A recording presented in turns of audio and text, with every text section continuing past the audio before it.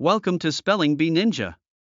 If you are looking for enriching educational content that explores profound ideas and concepts, you've come to the right place. Join our community of curious learners as we embark on an enlightening journey through philosophy and the fundamentals of human rights. Make sure to subscribe to stay informed and inspired by our exciting lessons.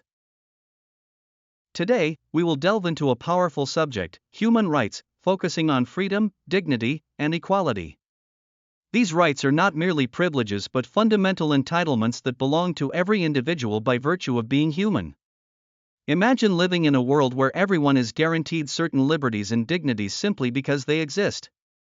This idea is pivotal to our understanding of justice and equality. The contemporary essence of human rights reflects a historical evolution, rooted in various philosophical traditions.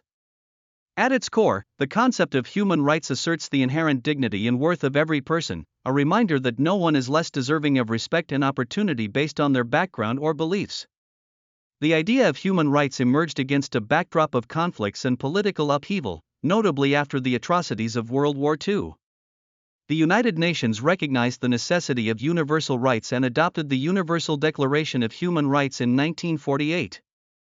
This landmark document comprises 30 articles that lay out the essential rights every person should enjoy, including freedom of speech, the right to education, and the right to a fair trial.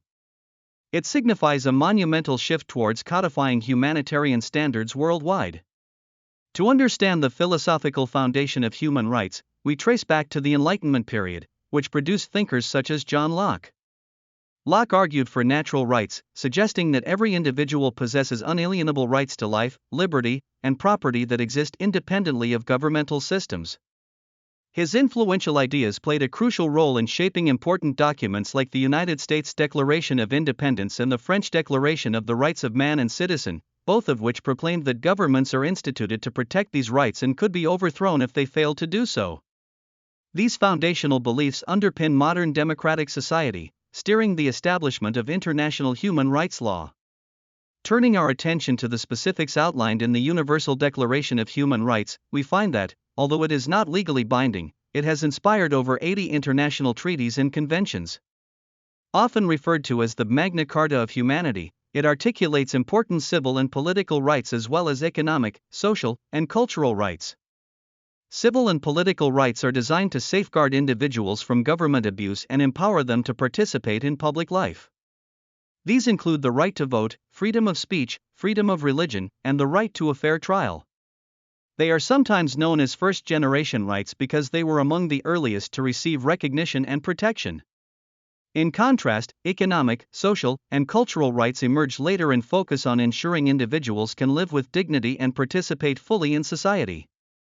This includes the right to work, education, healthcare, and social security. Described as second-generation rights, they require government action to fulfill these entitlements. Critics often argue about enforcement challenges, yet acknowledgement of these rights is essential to understand human dignity. As we explore further, we encounter solidarity rights, or third-generation rights, which emphasize collective rights benefiting groups rather than just individuals.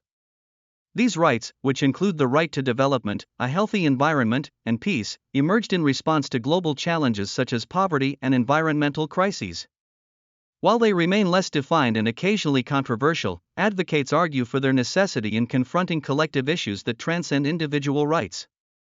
The ongoing debate surrounding human rights has given rise to two prominent perspectives: universalism and cultural relativism. Universalists champion the belief that human rights are inalienable and applicable to all, regardless of cultural context. In contrast, cultural relativists argue that human rights must be interpreted within the framework of cultural values, sparking discussions about the imposition of Western norms on non-Western societies. This discourse is vital for understanding global human rights discourse and finding a balance between cultural diversity and the affirmation of universal human rights. One key development in international relations concerning human rights is the principle known as the Responsibility to Protect, or R2P. Adopted by the United Nations in 2005, R2P posits that states are obligated to safeguard their populations from gross human rights violations such as genocide and war crimes. When a state cannot protect its citizens, the international community holds a responsibility to intervene. This concept represents a significant evolution in how we view sovereignty, not merely as a shield against interference, but as an obligation to protect individuals. However, R2P has faced criticism for its inconsistent application and for justifying military interventions, which raises questions about national sovereignty. The challenges to human rights have not dwindled. Today, various global issues such as authoritarian regimes, armed conflicts, economic inequality, and the emergence of new technologies threaten these essential rights. Climate change poses grave challenges, and artificial intelligence raises questions about privacy and freedom. Despite the setbacks and adversities faced, the human rights movement continues to advance and inspire advocates and citizens worldwide. This tireless pursuit has resulted in significant strides toward equality, justice, and dignity, drawing on a rich tradition of activism and advocacy. Understanding the essence of human rights reminds us of our shared commitment to uphold these ideals for all individuals. The vision of a world where each person enjoys liberty, dignity, and equality fuels the passion for justice and inspires ongoing efforts across the globe. As we contemplate what human rights mean, we affirm that they are indispensable to human dignity and freedom, providing a framework for justice that resonates worldwide. The human rights movement exemplifies resilience and an enduring belief in the possibility of progress, urging us to remain vigilant and committed to fostering a just society for everyone. In today's lesson, we explored the foundational concepts of human rights, freedom, dignity, and equality. We delved into their historical origins, beginning with the Enlightenment thinkers like John Locke, who argued for natural rights.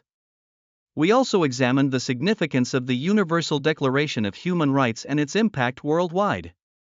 From civil and political rights to economic and social rights, we discovered how these frameworks shape the very fabric of our societies. Furthermore, we touched on contemporary challenges to human rights and the ongoing struggles advocates face today. Human rights are a dynamic and evolving area, crucial for ensuring justice and equality for all. Thank you for joining us at Spelling Bee Ninja for this enlightening discussion on human rights. As we reflect on the importance of freedom, dignity, and equality, let us encourage each other to actively participate in the promotion and understanding of these rights. If you found today's lesson valuable, subscribe to our podcast for more engaging educational content. Together, we can inspire change and contribute to a more just and equitable world.